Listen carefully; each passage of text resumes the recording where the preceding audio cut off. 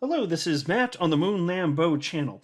Unexpectedly, an apology has been issued to XRP community members for untrue claims made by developers of meme coin XRDOGE, which is on the XRP ledger. And these claims were pretty vicious. In fact, there were claims of malicious behavior, criminal activity, and blackmailing on the part of reputable members of the XRP community. I made a video covering this. I believe it was on March 12th. If you want to go check it out, in the thumbnail, I used the words criminal and malicious because it just stood out to me so much. These claims could be made. And there's even a YouTube video that was put out by the XRDOGE team, 12-minute video making these wild claims. And I watched the whole video, and by the end of it, I was just in stunned disbelief. I was like, there's no evidence from here. There's just a bunch of people saying stuff, and I do not know why, and it does not make sense.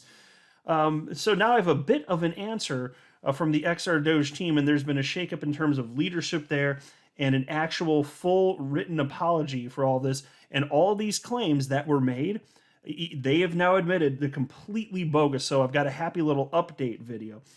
And you know what? Credit where it's due. You don't normally see apologies like this, like on interwebs, on social media, so we'll take what we can get. And also, as far as it pertains to XRDOGE itself, think what you will of it. I'm not saying bad or good things about the project. I don't know a ton about the project itself. I'm aware that it's a meme coin. It's designed just to be a fun thing. But I will say this. The people that were making these claims, it's the very bad claims, my understanding is that all of them are gone at this point. That's my understanding anyway. Also, I want to cover something else with you that I found fascinating. As many of you know, the XRP ledger, created back in 2012, about 10 years old at this point, has the world's first ever decentralized exchange built right into it, built right into the blockchain. Now, why did the creators build it? What was the intended purpose of it when it was built a decade ago? Well, David Schwartz, who is, of course, co-creator of the XRP ledger and Ripple's CTO, he explained this in some new comments. So plenty to talk about. But before going further, I do want to be clear, I do not have a financial background of any kind. I'm not offering financial advice, and you definitely should not buy or sell anything because of anything that I say or write. I'm just an enthusiast who enjoys making YouTube videos about crypto-related topics, but just as a hobby and just for fun. So let's go ahead and start with this. And I don't want to read the article that's on your screen other than just a few sentences from it, and then I want to get into the comments from David Schwartz. But this is an article from Reuters titled, US SEC warns brokers to remain vigilant to market and counterparty risk. And I came across this thanks to XRP community member Moonchaser. She shared this all up on the Twitters and wrote, "The irony of this SEC warning." Talking of counterparty risks, have they heard of the counterparty-free digital asset native to the decentralized open source public XRP ledger called XRP? And it's a pretty good question. Take a look at this. In a rare public warning, the U.S. Securities and Exchange Commission on Monday told broker-dealers and other market participants to remain vigilant to market and counterparty risk amid heightened volatility and global uncertainties. The agency urged broker-dealers to closely monitor counterparty risk, collect margin or collateral from counterparties to the fullest extent possible, and stress test their positions. Aren't you thankful that indeed there are decentralized cryptocurrencies without counterparty risk, and you can just hold them and you don't have to worry about somebody with some sort of ill intent at the center of all of it just viciously manipulating the price and this and that? Isn't it nice that such technology now exists thanks to the inception of Bitcoin, which started this entire asset class? Isn't that a beautiful thing? Isn't it great that XRP fits the bill on this? And it's functionally useful, no less, in enterprise-grade software? Well, Moonchaser then wrote in a separate tweet, "It's all about being a counterparty-free and neutral digital asset. The modern global payment system needs XRP." Now, on that front, I could not agree more. And then she shared this thread from Ripple CTO, co-creator of the XRP ledger, David Schwartz, and he kind of gets into some of the specifics surrounding the utility of the decentralized exchange that's built into the XRP ledger, which is not something that gets brought up enough. Haven't you ever wondered, like, why is it there? How is it functionally useful? I understand how it is today, but I mean, like, I'm talking like back in 2012. Like, what was the vision? Like, what could it have possibly done? And it is neat to see what's being done today, and how, and they couldn't have foreseen this a decade ago. But NFTs, for example, it looks like there could be a promising future for NFTs thanks to the fact that there's a built-in decentralized exchange. So I get it. There's all sorts of potential for it today, but it's just neat to know that there's all sorts of use cases. Anyway, here's what David Schwartz had to say. The XRP Ledger decentralized exchange now supports USDC, USDT via GateHub. By the way, I'll just pause to note, I did cover that in a recent video. Cryptocurrency exchange GateHub now does have those two stablecoins, USDC and also Tether, on the platform. It's traded, excuse me, on the XRP Ledger because it has a built-in decentralized exchange. And then David says, and the first euro-backed stablecoin is soon to come via StasisNet. Let's check out the benefits of support offered for stablecoins on the XRP Ledger. Many of XRP Ledger's core features, such as the world's first decentralized exchange, have been available since 2012. These features are extremely mature and functional, making it an ideal platform for stablecoin issuers to issue/manage assets of all kinds. All they need to do is create an issuing account and set configuration options for the account and the particular stablecoin. That's it. The XRP Ledger's native token functionality makes this possible. Built for payments, the XRP Ledger allows counterparties, financial institutions, central banks, governments, the ability to fully settle transactions cheaply in just a few seconds. And so I'll pause to note here, even though it wasn't quite clear, even by David Schwartz and the other two that created XRP and the XRP Ledger, it wasn't clear what XRP would be used for. They thought the technology was neat. They thought loosely it could be used for something having to do with payments, and so as a result, they were just looking to build a better version of Bitcoin. That's it.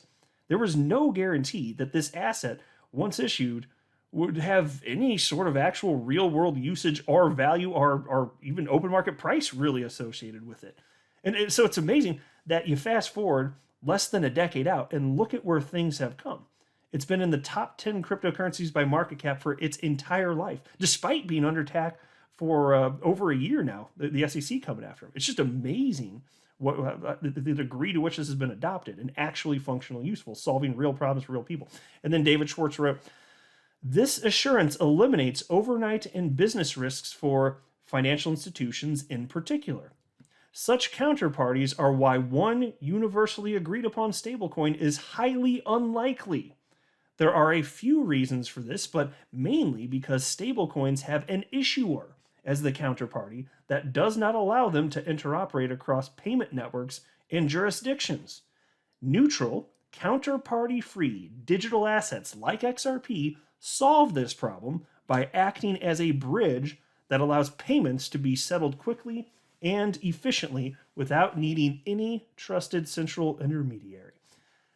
Look, I've said this so many times, but it's always worth repeating as far as I'm concerned. As long as you see XRP to continue to get adopted and be increasingly useful to people, like, is there really a reason to be scared? Even if the price is going down? Because understand that the utility of something is not immediately reflected in the price, the global price, in this case of XRP. It just isn't. Markets are immature right now. But do you have a theory similar to mine that utility matters and will win the day? Because that's what I believe. Doesn't mean I'm right.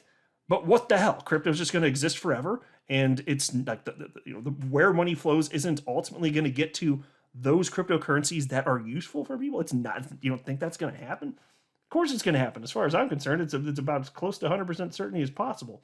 Not a guarantee, but come on. Like, what the hell else does the landscape look like then? You tell me. Now back into this stuff having to do with the XRDOGE team. I'll tell you this. After I watched that 12-minute video, I responded in the comment section. Thankfully, that video has been taken down now, but in the comment section, I shared what I wrote in that last video where I was talking about this. I said, you guys got to take this. I'm paraphrasing now, but I said, you guys got to take this video down. You guys weren't even curious enough humans to just go ask the people that you're accusing, what's going on. And what was at the heart of this Well, it started with Matt Hamilton claim. At least this is the first piece I saw. There were claims against Ripple employee Matt Hamilton, who, by the way, has been in the community for like what at this point probably somewhere around 5 years, and he's only been a Ripple employee for a little over a year at this point. And so, but before that, he was just a member of the XRP community. He really thought the tech was neat, and for the vast majority of that time, he's actually been running a bot that buys and sells and creates liquidity. That's a good healthy thing for open markets. It just is, decreasing the spread. But his bot, and he's publicly stated this, and you can see the transactions on the ledger. It's not doing anything malicious. It's buying, but it's also selling. It's doing both. And so the claim was that his bot was running the price of XRDOGE into the ground.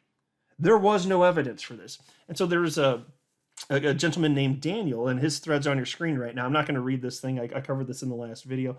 But his thread, and you can look this up if you want the specifics, he went into great lengths. Here, I'll just scroll through so you can see how much he wrote. He actually created spreadsheets documenting the transactions, showing, hey, there's really nothing malicious going on here, which just verified that what Matt Hamilton was saying was true.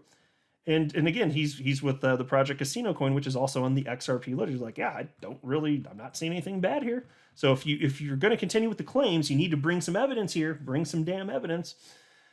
And I don't really want to go through all the specifics of what was said. Some of it's on your screen right now. You can pause if you want to look at some of it. I've already covered it, though. I'm just kind of pulling it up as a refresher. If you want to pause, go ahead and take a look at it, or check out my last video where I was talking about this from March 12th, I think it was. But just horrendous claims of criminal activity and blackmail and this or that, just crazy out there stuff with literally no evidence. And so it got to the point where the community was talking about it pretty widely. And so, of course, I was going to address this, and I was just like, guys, if there's any evidence, yeah, of course, fine, bring it out. But I've seen zero. I've just seen a bunch of really, really major claims, really harming people's personalities here, and I don't like seeing that. So I was pushing back against all of this nonsense. And so then there was this ultimately today. The XRDOGE, is their official Twitter account here, they issued the following apology. And so, hey, look, what they did, they should not have done, but it looks like the people that were most guilty, as far as I know, they're gone.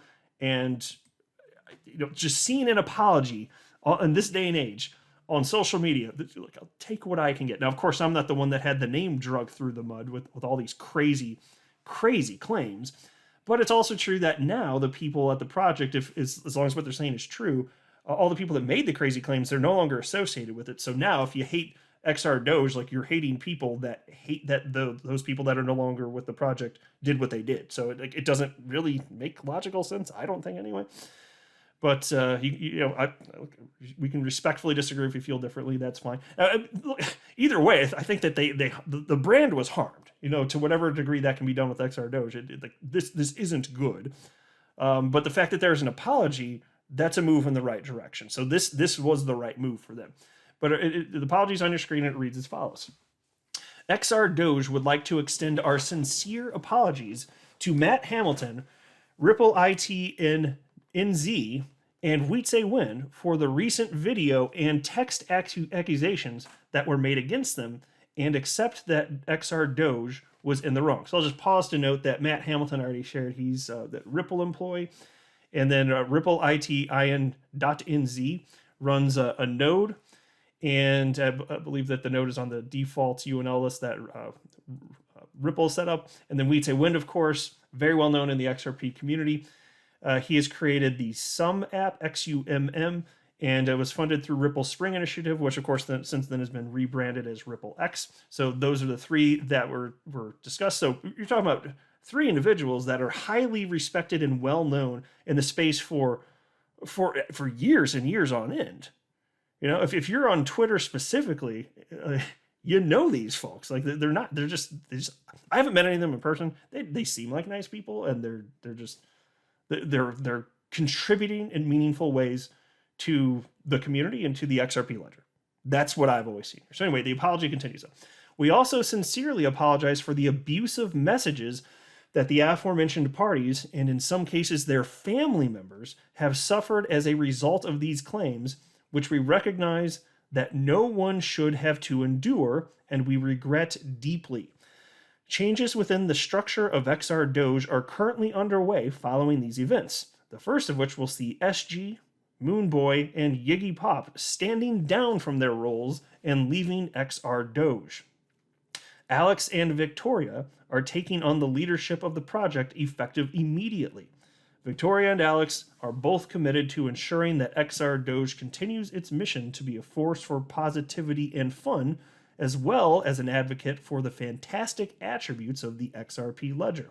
We are passionate about ensuring that XRDOGE continues to thrive, and an updated roadmap will be released tomorrow. Thank you. And then there was, what am I going to go next? Oh yeah, so then Ripple IT in.nz, who is running the XRP ledger node, read that and responded with the following. Before I can consider your apology, I would ask that the two very serious accusations that were made about me in two of your videos, still publicly available on the internet, are both publicly withdrawn, along with a statement to confirm that both did not happen. And so the claims, and it's on your screen there, I don't need to read the whole thing. There are claims that he was blackmailing people and threatened to ruin the project basically the best that they could unless specific demands from it. Just crazy accusations, just made up BS, frankly, is what it was. And XRDOGE did acknowledge that as well and wrote, additionally, we confirm that we publicly withdraw all the accusations that Ripple IT in NZ blackmailed anyone in the XRDOGE team or threatened the project. Both these claims were erroneous. So you don't just accidentally claim somebody blackmailed you, though, right? So I'm sitting here thinking, okay, good, if there's an apology and all the people that did this, if they're all actually gone, and I don't know how to verify that, if they're all actually gone, okay, but why did this happen in the first place? So I wrote to XRDOGE, and I said the following. Nice to see this public apology, but can you please explain why these vicious lies were blasted across social media in the first place? What was the motive? And XRDOGE did respond to me and wrote the following. Very fair question, Matt. At the time, the founders truly were convinced what they were claiming was true. Having worked closely with them the last few months, I can say they may have been very emotionally driven, but they weren't scheming liars. It was a gross error of judgment to make the accusations without taking extra time to verify their accuracy. We hugely regret that this path was taken. We're going to do our best to right the ship. And so there you go. I appreciate their response back. I don't know what else to make of it. I can understand people being upset as the price of their project they've been working on is going into the gutter. But man, that is not an excuse to behave like that, obviously. So you all, I don't know. I'm doing my best to make sense of this. I'm open-minded. You guys tell me what it makes sense to think based on this. I'm curious on everybody else's perspective too. I'm not saying my position is the right one or the only one. I'm just doing my best to make sense of this. But I'm sitting there thinking it's insane what has happened. But if those people are actually out, then okay. But those people, and Matt Hamilton seemed to be appreciative of the apology even. But I'm just saying if they were still there, it's like, what do you think? What do you think of the project? I don't know how you recover from that. I really, because it was that bad. I think it actually really was that bad. Like those people, seeing those behavior, I don't know. I guess I wouldn't know for sure how I'd respond unless it had happened to me. So I don't blame any of the people that were, like accused of this nonsense. Whether they accept the apology or not, I don't blame them either way. I really don't. Again, they're the ones it happened to, not me. So it is what it is. That's just my thoughts. I'm very curious to hear what everybody else thinks, but I will stop yapping right here. I am not a financial advisor. You should not buy or sell anything because of anything that I say or write. That would be a very, very, very bad idea. Until next time, to the moon, Lambo.